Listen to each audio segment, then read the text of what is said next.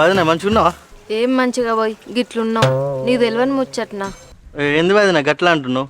మీ అన్న నీకేం చెప్పలేదా పోయి? చెప్పిండు వదినే, కానీ నువ్వంటే బాగా ఇష్టం చందన్నకి. అయినా ఈ ఇంట్లో నేను మనిషినా బానిసనా నాకే అర్థమైతలేదు. ఏంది వదిన గట్లా మాట్లాడుతున్నావు? చందన్నకు నువ్వంటే ప్రాణం తెలుసా? ఏం మాట్లాడుతున్నావు పోయి? ప్రాణం అయ్యేపట్టుకనే ఇంట్లో లొల్లు పెట్టుకొని 2-3 రోజులు కనిపించకుండా తిరిగి నన్ను ఆగం చేసుడా? అట్లా కాదు వదినే, ఏ కొడుకు ముందట ఆయన తల్లిని తిడితే ఎవరైనా అని తిడతారు.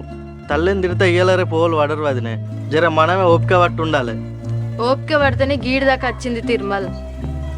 సరే కానీ వదినే, మీ అత్తమ్మ ఇంట్లోనే ఉందా? ఏ లేదోయ్. లేదా? అవును, నీకు ఒక ముచ్చట చెప్పాలా వదినే?